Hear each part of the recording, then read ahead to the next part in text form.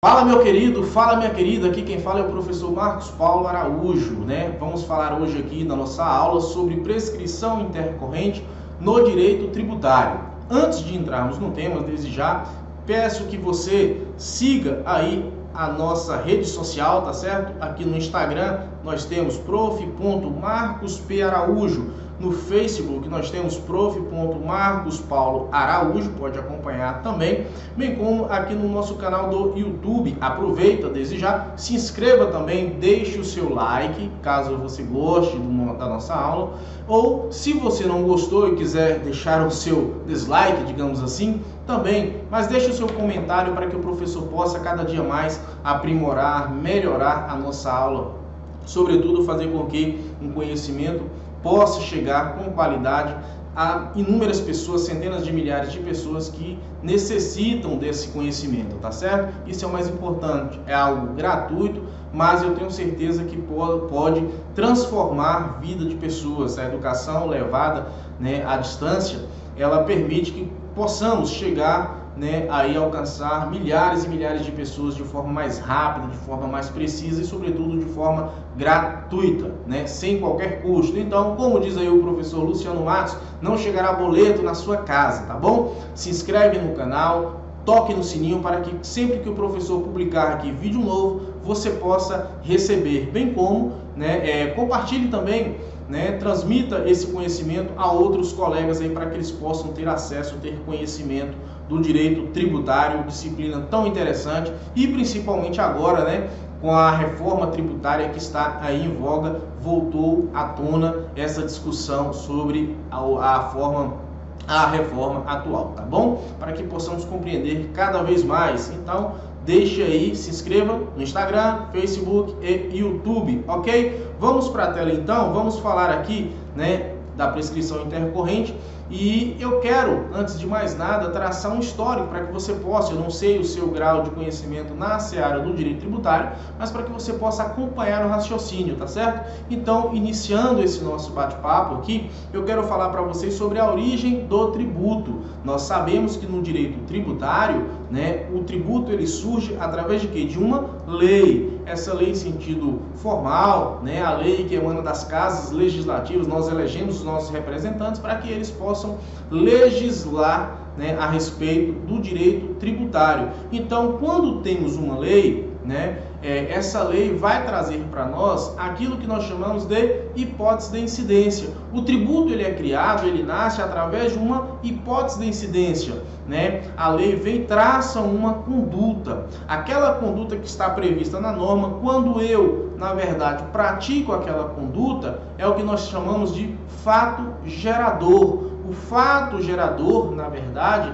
dá origem ao que? A obrigação tributária. É a partir do fato gerador que vai surgir para nós, né, a obrigação tributária. Então, portanto, depois da hipótese de incidência, mais o fato gerador que nós praticamos a determinada conduta, surge essa obrigação tributária. E a obrigação na esfera tributária é aquela obrigação de dar, né? A obrigação de dar o que? Dar dinheiro. E aqui, a partir desse momento, surge para nós, dentro desse contexto da relação jurídica obrigacional tributária, a figura de quem? Do sujeito ativo. O sujeito ativo, na verdade, nada mais é do que o credor. Via de regra, aqui como sujeito ativo, nós temos a figura do Estado sentido lato sensu, tá? Quer seja o Estado, a Fazenda Nacional, né? Quer seja a Fazenda Estadual, quer seja a Fazenda Municipal ou até mesmo as suas autarquias, né? Então, o sujeito ativo na execução fiscal é justamente um desses entes, né? São os credores, é aquele que vai cobrar, digamos assim, o seu crédito tributário. Do outro lado, nós temos a figura do sujeito passivo. Quem é o sujeito passivo? É aquele sujeito que tem o dever de pagar o tributo, pagar o seu débito. Então, portanto, é o sujeito passivo aquele que tem o papel de pagar. Na relação jurídica obrigacional tributária, eu quero ressaltar para vocês que é o que nós chamamos do plano vertical. Nós temos no superior, uma vertente superior, no plano superior, digamos assim, na parte superior desse plano vertical, nós temos a figura do Estado. E na parte inferior, nós temos a figura de quem? Do contribuinte, a figura do administrado, a figura do executado.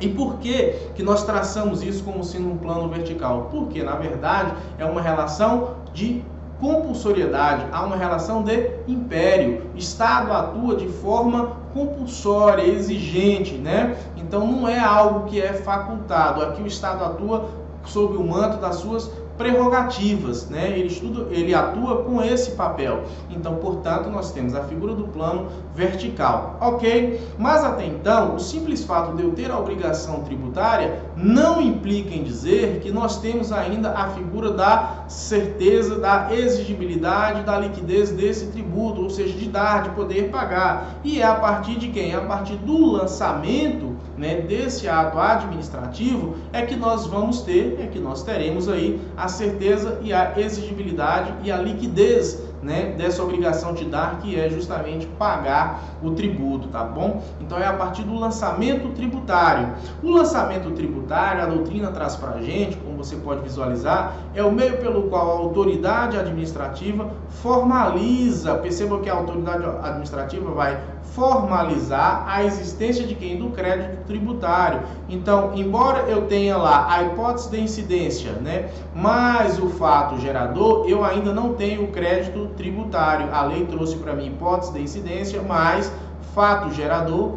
Então, a partir desse momento do fato, subsunção do fato à norma, nasce a obrigação tributária, mas para que possa ter, né, digamos assim, o crédito tributário para daí então a fazenda executá-lo, eu preciso ter o quê? Eu preciso ter o seu lançamento. E desta forma, o artigo 142 do Código Tributário Nacional, do CTN, traz para a gente o seguinte: compete privativamente à autoridade administrativa constituir o crédito tributário pelo lançamento. Então perceba, embora haja uma certa discussão na doutrina, né, quanto à constituição do crédito tributário, o CTN afirma, e se cair na sua prova, no que você estiver desenvolvendo, né, siga a letra aqui da norma. É óbvio que, a depender da questão, se tratar da jurisprudência, você vai falar o entendimento jurisprudencial ou até mesmo doutrinário. Porém, em sendo uma questão blindada com base no CTN, o artigo 142 diz que o crédito tributário ele surge a partir do seu lançamento.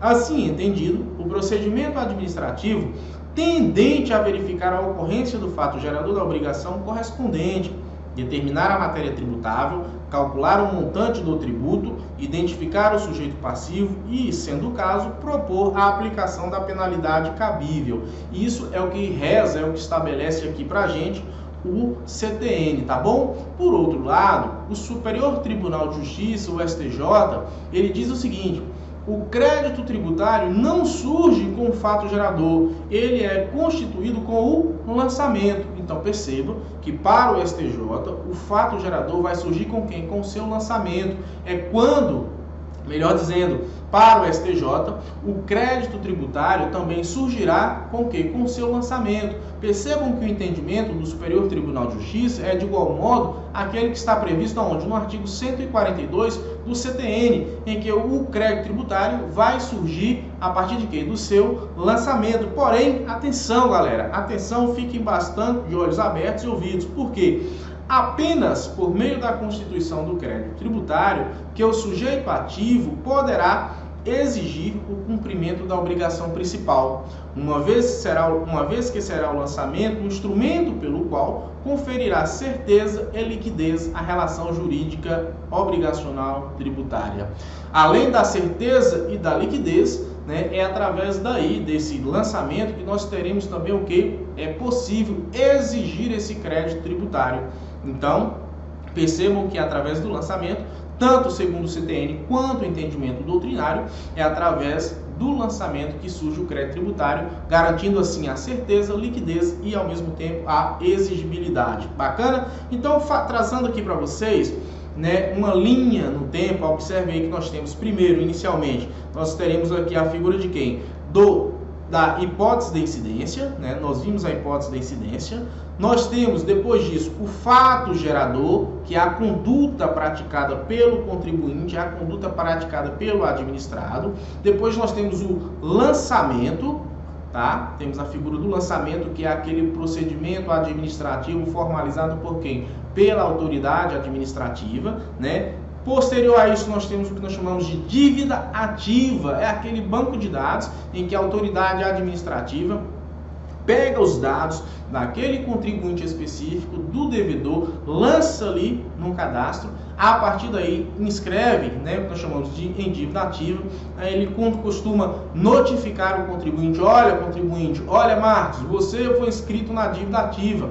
Quando você pega lá esse procedimento, quando você pega o processo administrativo, você vai verificar que, na verdade, existe o quê? Um termo de inscrição nessa dívida ativa. Uma vez inscrito na dívida ativa, nós temos o que? A CDA, que nada mais é do que a certidão de dívida ativa. Essa certidão de dívida ativa é um título executivo extrajudicial. É a partir desta certidão de dívida ativa que dará suporte à execução fiscal. A petição inicial, o procurador vem, né, ele tem a petição inicial, junta nessa petição inicial a CDA, certidão de dívida ativa, que vai dar suporte, né, lastro para que a execução fiscal possa prosseguir. Uma vez extraída essa CDA, esse título executivo extrajudicial, nós chegamos então na fase da execução fiscal. Então nós temos lançamento, inscrição na dívida ativa, a CDA, que é a extração dos dados do que está escrito na dívida ativa, né, para então dar suporte à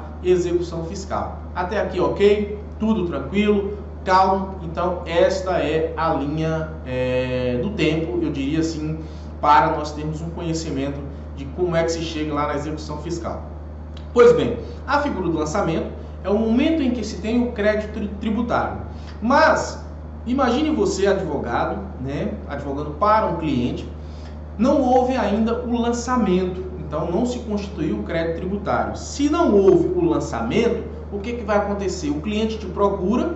Recentemente eu tive uma causa assim, em que o cliente nos procurou, em que houve a inscrição na dívida, né? Mas quando você percebe, o cliente te leva aquela notificação que ele percebeu que declarou de forma errada, não houve ainda o lançamento, não houve ainda a constituição do crédito tributário, você poderá propor, né, como medida judicial para o seu cliente, uma ação declaratória, porque é uma declaratória de inexistência de relação jurídica obrigacional tributária. Então o juízo vai declarar se há ou não. Então, antes do lançamento, a medida judicial cabível é a ação declaratória. Tem outra medida que eu possa atuar, professor? Tem sim. Nós temos ainda aqui a figura de quem? Do mandado de segurança. Esse mandado de segurança, ele é um mandado de segurança preventivo, tá? Por quê? Porque não houve o lançamento. Então, se não houve o lançamento, observe que o marco é o lançamento, que é o ato de constituição desse crédito. Se não houve o lançamento, eu posso ajuizar uma ação anulatória. Melhor dizendo, uma ação declaratória. Se não houve o lançamento, por uma questão de custos, de redução, até com receio, né, da condenação, da sucumbência, né, da condenação num processo, para que o cliente não possa pagar ou suportar o ônus da sucumbência, você poderá lançar a mão do remédio constitucional, qual seja, do mandado de segurança.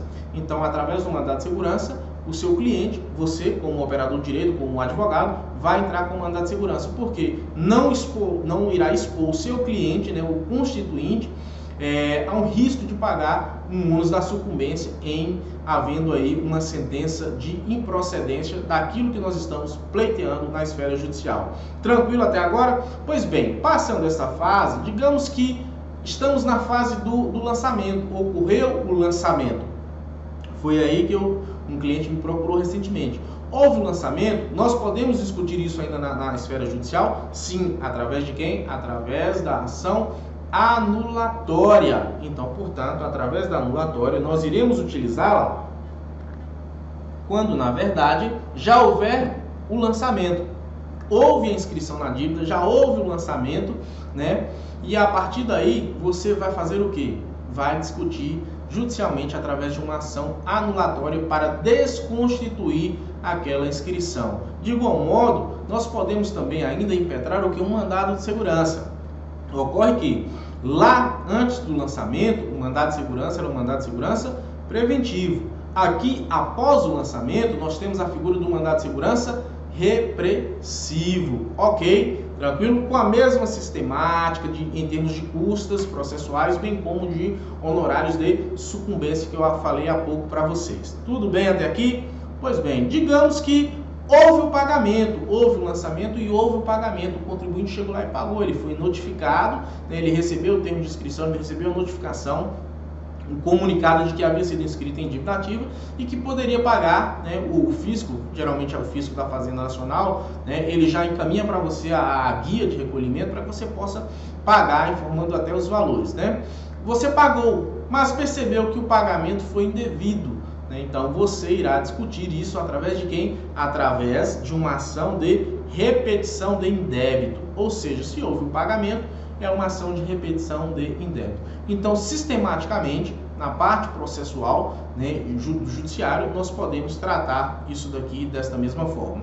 Aí você pode estar pensando, poxa, mas a execução fiscal, o professor falou de origem de tributo, mas nem toda execução fiscal, ela tem como origem um crédito de natureza tributária. Realmente, beleza, bacana, tranquilíssimo, né? De fato, a execução fiscal ela não serve somente para a cobrança de crédito tributário. É todo e qualquer crédito em favor da fazenda pública, quer seja de natureza tributária, quer seja de natureza não tributária. Eu falei aqui porque nós estamos falando de execução fiscal no curso do direito tributário. Então, via de regra, a natureza da cobrança do tributo vem de um tributo e não de outra conduta praticada, né, extra processual, como é o caso das multas, né, impostas aí aos gestores, tá bom? De gestores que eu digo aqui aos chefes de executivo, ao próprio legislativo, aquele que atua como gestão na administração pública, são aquelas multas aplicadas aí conforme artigo 71 da própria Constituição Federal. São multas inerentes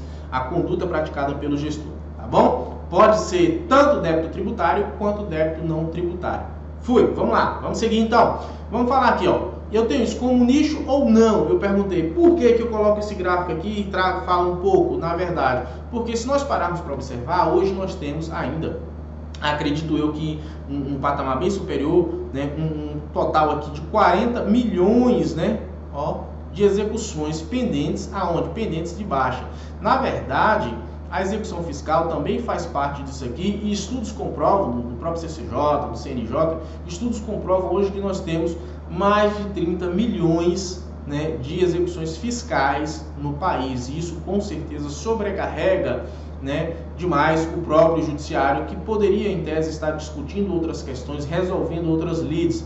Mais de 30 milhões. E a prescrição intercorrente tem um papel fundamental justamente com o objetivo de não eternizar essas demandas, né? A prescrição intercorrente ela vem justamente para quê? Para que possa se discutir e acabar, colocar uma pá de cal nisso daqui e resolver, né, sem que haja qualquer dificuldade, beleza? Então é uma oportunidade para que o causídico, né, para que o advogado possa discutir e com certeza fomentar ainda mais a resolução dessas lides. Não fique com medo de pedir a prescrição intercorrente que você está aprendendo aqui nesta nossa aula de hoje, tá certo? Vamos lá então. Na Justiça Estadual nós temos 53% dessas execuções são execuções fiscais, né? Aqui na Justiça Federal nós temos aí 49%, só para que vocês tenham conhecimento de que é uma oportunidade, né, de que essas execuções, muitas delas já estão aí alcançadas pela prescrição intercorrente. Bacana? Pois bem, o que é prescrição intercorrente? Ela tem previsão aonde? No artigo 40 da Lei 6.830, olha aqui para vocês verem, a lei, o artigo 40 da Lei 6.830 de 1980, e ela surge como o quê? Como uma forma de extinção da execução fiscal. A prescrição intercorrente, com base no artigo 40 da Lei 6.830 de 1980, surge como uma forma de extinção, tá bom? Vamos ver então o que diz o artigo 40 da Lei 6.830 de 80. Diz o seguinte, o artigo 40: o juiz suspenderá o curso da execução fiscal, enquanto não for localizado o devedor ou encontrados bens sobre os quais possa recair a penhora. Então, suspenderá, inicialmente nós temos aqui a figura da suspensão, enquanto não for localizado, deixar grifado isso aqui, enquanto não for localizado o devedor, bens sobre os quais possam recair a penhora, tá certo? E nesses casos não correrá o prazo da prescrição. Inicialmente nós temos o prazo da suspensão. Falarei isso para vocês daqui a pouco. Parágrafo 1º. Suspenso o curso da execução, será aberta a vista dos autos ao representante judicial da Fazenda Pública. Parágrafo 2º. Decorrido o prazo máximo de 1 ano, olha só, primeiro nós temos a suspensão, depois de 1 ano, decorrido o prazo de 1 ano, sem que seja localizado o devedor ou encontrado bens penhoráveis, o juiz ordenará o arquivamento dos autos após 1 ano da suspensão e desde que não encontre bens ou seja localizado o devedor, nós teremos aqui o arquivamento dos autos, o arquivamento do processo, sem baixa na distribuição, falarei isso daqui a pouco. Parágrafo 3º, encontrados que sejam a qualquer tempo, o devedor ou os bens serão desarquivados os autos para prosseguimento da execução. Parágrafo 4º.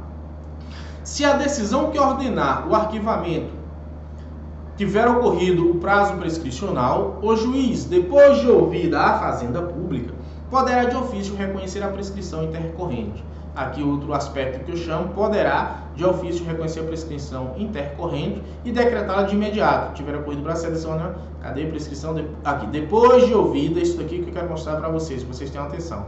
Depois de ouvida a Fazenda Pública, poderá de ofício reconhecer a prescrição intercorrente e decretá-la de imediato. Parágrafo 5º.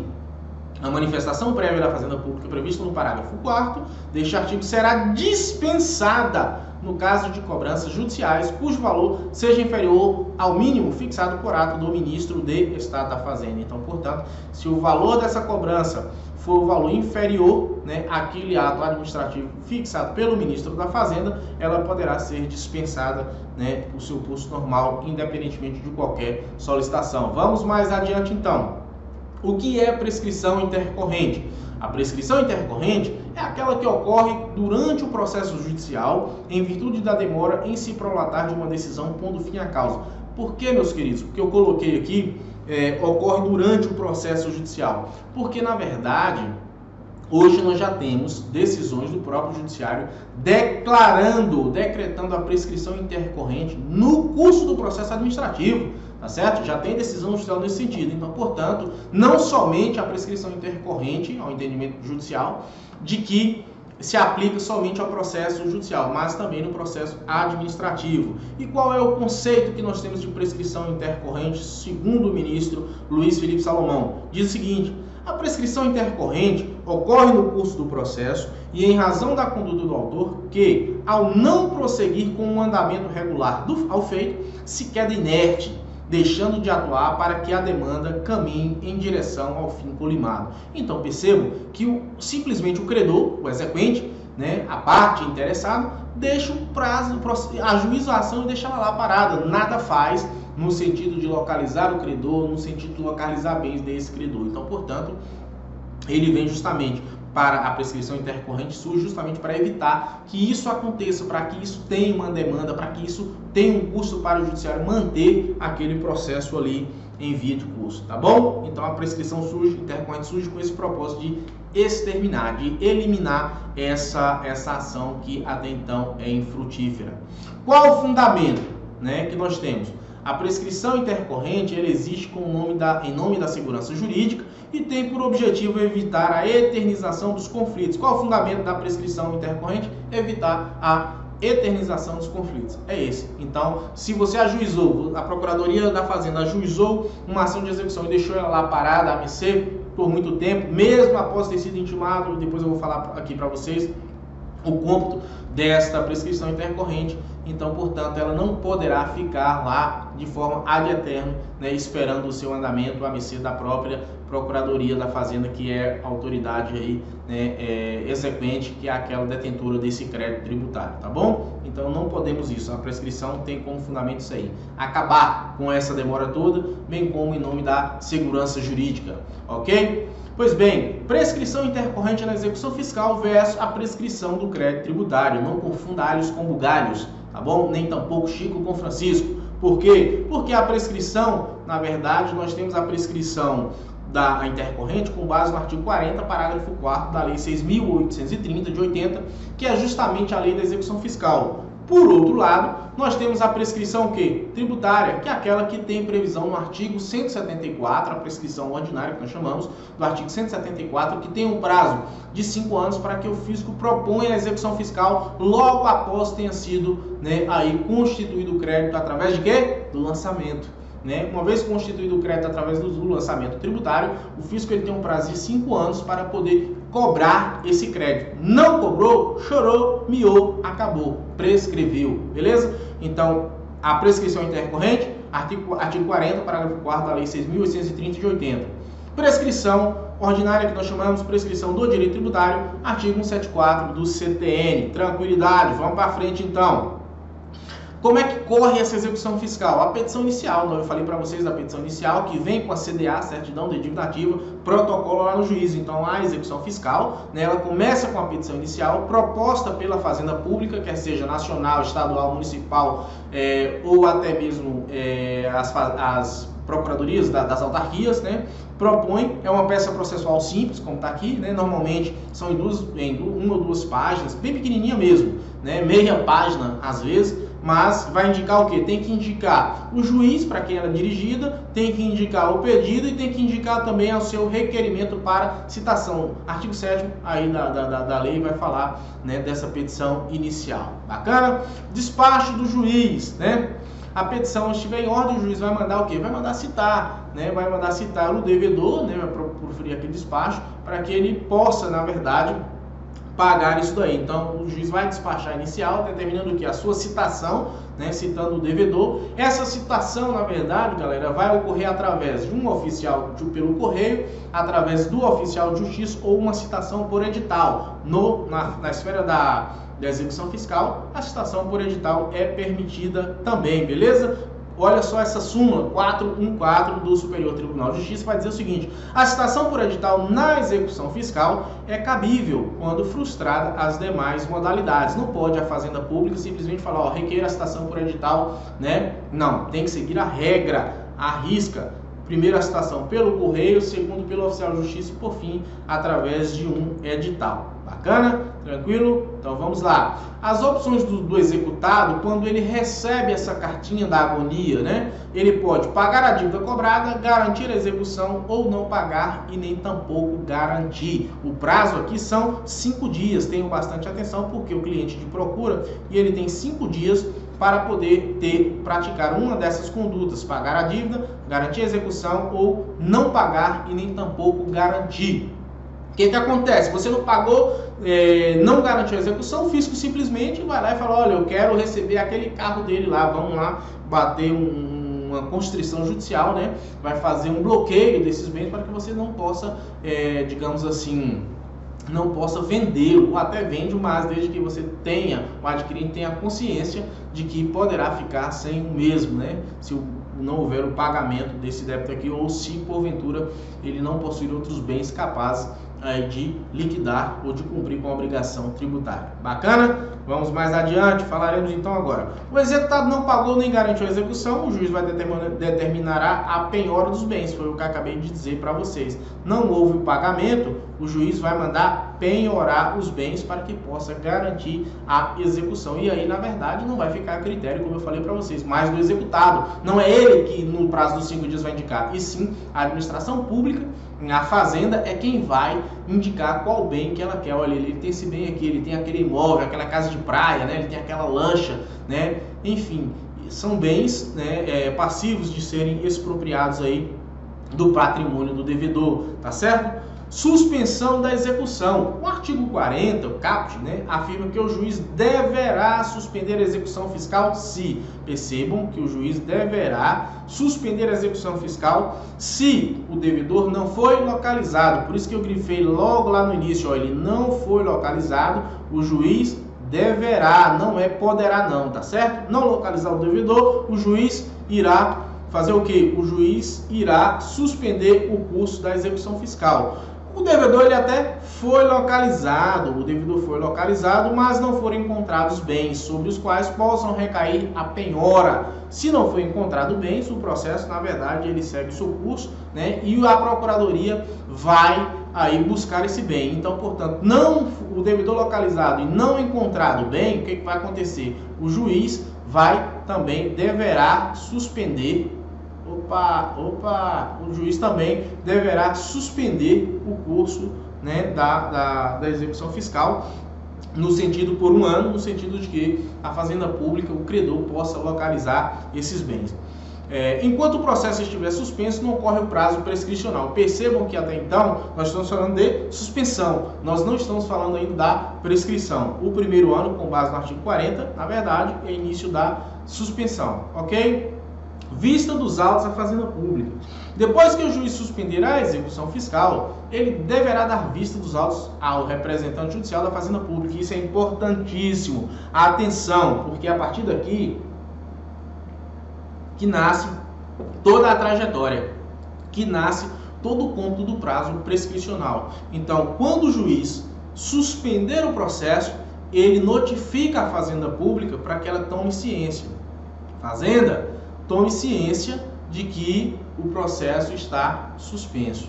É a partir daí que passa a fluir o prazo de um ano, né? No ano subsequente, a partir daí, poderemos dar início ao prazo prescricional. Ok? Então, há a necessidade de que o fisco esteja ciente. Se você é advogado, provoque isso no curso do processo, para que a serventia possa intimar a Fazenda Pública daquela suspensão. Ok, gente?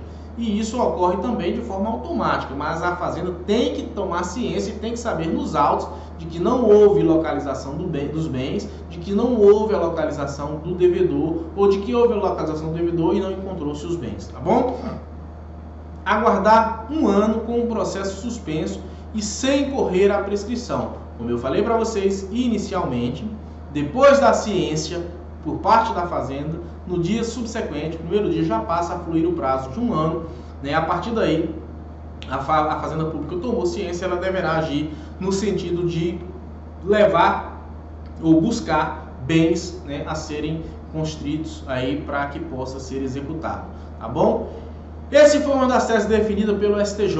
O prazo de um ano de suspensão do processo do respectivo prazo prescricional previsto no artigo 40, parágrafos 1º e 2º da Lei 6.830 de 80, ALEF, tem início automaticamente na data da ciência da Fazenda Pública a respeito da não localização do devedor ou da inexistência de bens penhoráveis no endereço fornecido, havendo sem prejuízo dessa contagem automática o dever do magistrado declarar ter ocorrido a suspensão da execução. Então perceba o seguinte: tomou ciência, ele tem que tomar? Tomou, ok. O juiz deverá declarar isso depois, posteriormente. Mas se o juiz não fizer, ou se fizer posteriormente, 2 meses, 3 meses depois, nada importa. O prazo a fluir, lembre-se disso, é a partir do momento em que a Fazenda tomou ciência. Se a Procuradoria tomou ciência da suspensão do processo, hoje, né, que a gravação desse vídeo, dia 30 de agosto, pronto. Então, independentemente de que o juiz, o magistrado, manifeste isso no dia, lá em outubro, novembro, pouco importa, o prazo é a partir de amanhã, a melhor dizendo, primeiro dia útil, no caso, na segunda-feira, ok? Passa a fluir automaticamente. Bacana? Próximo passo. Fazenda Pública vai em busca de localizar o devedor ou encontrar bens penhoráveis. Esse ano é justamente para isso, esse um ano aqui, ó, a Fazenda ganha mais um ano para procurar os bens a serem penhorados, para localizar o devedor. E a partir daí, é claro, né, que esse ônus de localizar é dela e não mais do próprio judiciário. Você, na condição de procurador, tem que fiscalizar. E aí passa-se a ter uma busca incessante, né, através dos órgãos governamentais, Renajúdio, contas, enfim, o que você puder fazer, o que o fisco poderá fazer via procuradoria, via seus agentes públicos, no sentido de localizar esses bens para poder penhorar. Vamos lá. Se a Fazenda Pública encontrar, ela vai informar o juiz e o processo restaura, né, o seu curso normal, deixa de estar suspenso e volta a tramitar normalmente. E se a Fazenda Pública não encontrar no prazo de um ano, o processo, após no dia 30 de agosto de 2020, né, ele será arquivado, porém sem que haja uma baixa na distribuição. E a partir daí é que nós vamos computar o prazo, ó, da prescrição intercorrente. Ok? Tranquilidade? Então vamos lá. Passou o prazo de 1 ano, o arquivamento ele é automático, independentemente de notificação, independentemente de aviso. Veja o que diz o parágrafo 2º do artigo 40. Decorrido o prazo de 1 ano, sem que seja localizado o devedor ou encontrado bens penhoráveis, o juiz ordenará o arquivamento dos autos. Se houver uma demora por parte do judiciário, olha o que diz a jurisprudência. A compreensão de que o prazo de suspensão do artigo 40 da lei somente tem início mediante peticionamento da Fazenda Pública ou determinação expressa do juiz configura grave equívoco interpretativo responsável pelos inúmeros feitos executivos paralisados no Poder Judiciário ou Procuradorias, prolongando indevidamente o início da contagem do prazo da prescrição intercorrente. Essa interpretação equivocada já foi rechaçada no Linde Case, que originou a súmula 314 do STJ. Desse modo, havendo ou não a petição da Fazenda Pública e havendo ou não decisão judicial nesse sentido, essas decisões de despacho de suspensão e arquivamento são meramente declaratórias, não alterando os marcos prescricionais. Inicia-se automaticamente o prazo prescricional de 5 anos, durante o qual o processo deveria estar arquivado sem baixa na distribuição. Foi justamente isso que eu falei.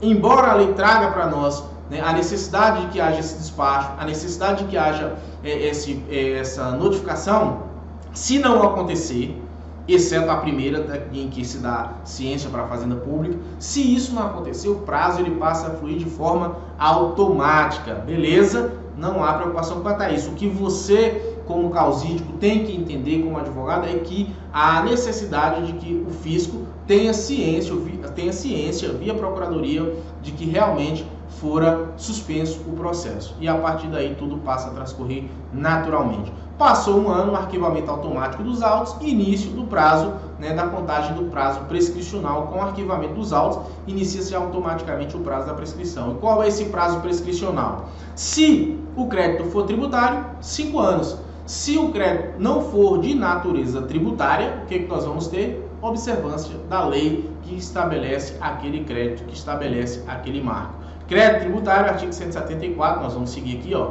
Crédito tem origem tributária, nós temos aqui a figura dos 5 anos, artigo 174 do CTN. Se não for um crédito tributário, nós vamos observar o que está previsto na legislação de correspondência. Beleza? Tranquilidade?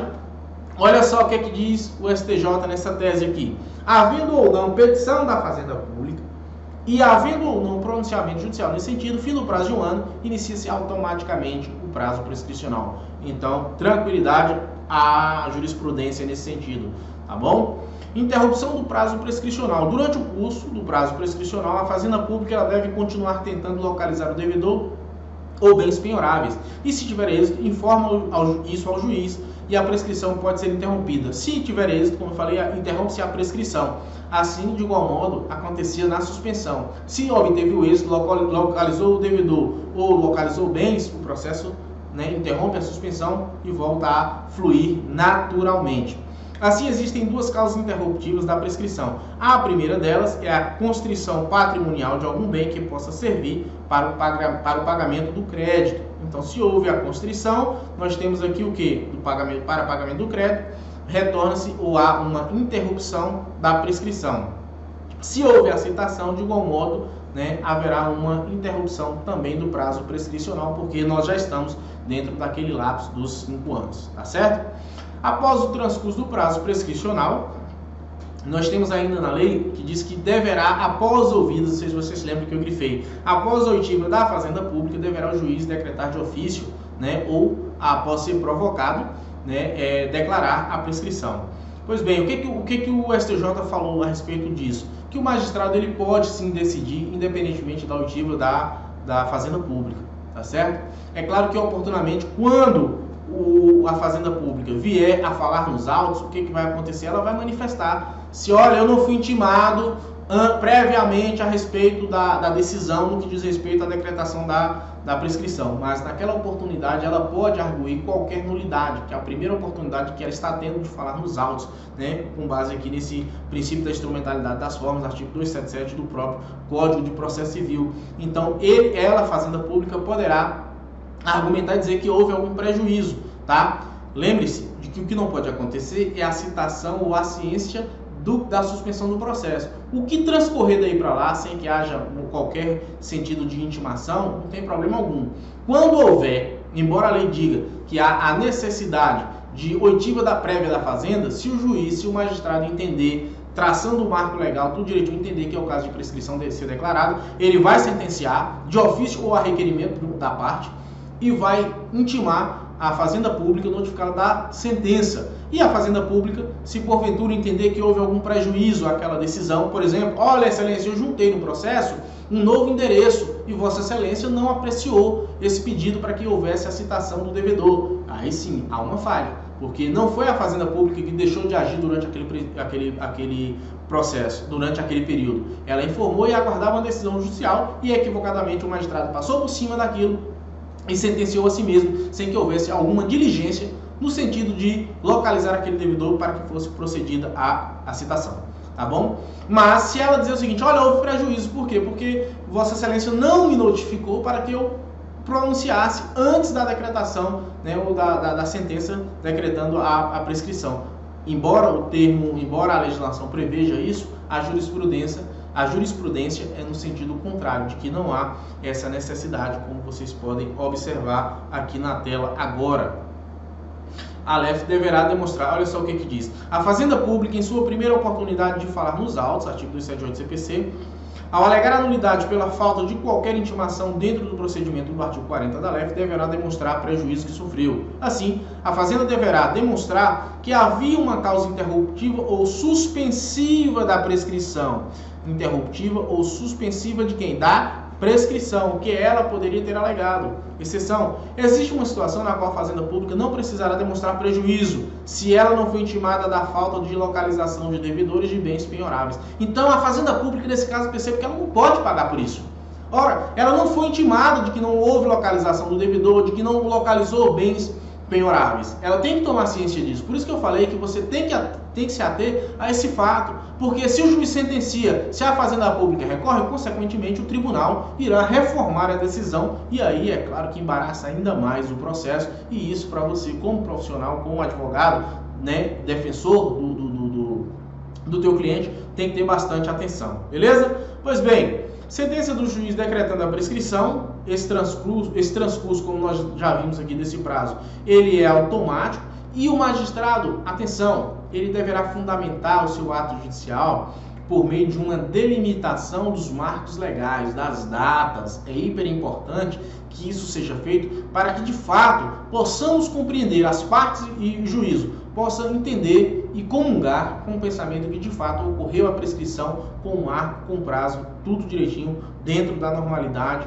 dentro da legalidade, tá bom? O magistrado, ao reconhecer a prescrição intercorrente, deverá fundamentar o ato judicial por meio de delimitação de marcos legais. Isso é o entendimento do Superior Tribunal de Justiça. E, portanto, chegamos ao nosso fim. Espero que você tenha compreendido essa temática, né, aí do processo judicial tributário da prescrição intercorrente. Mais uma vez, peço a você, se você gostou, deixe o seu like, compartilhe para que essa informação possa chegar a milhares, centenas de milhares de pessoas que tanto necessitam dela. De igual modo, se gostou, acompanhe a gente aí, acompanhe o professor Marcos no Instagram, que é prof.marcospiaraújo, no Facebook, está aqui, ó, professor Marcos Paulo Araújo, e no YouTube, onde você provavelmente deverá estar assistindo essa aula no canal, tá bom? Deixe o seu like, vejo vocês no próximo encontro, sucesso na sua carreira, no seu empreendimento, no seu concurso público, porque eu tenho certeza que você logrará isso. Sucesso, fui!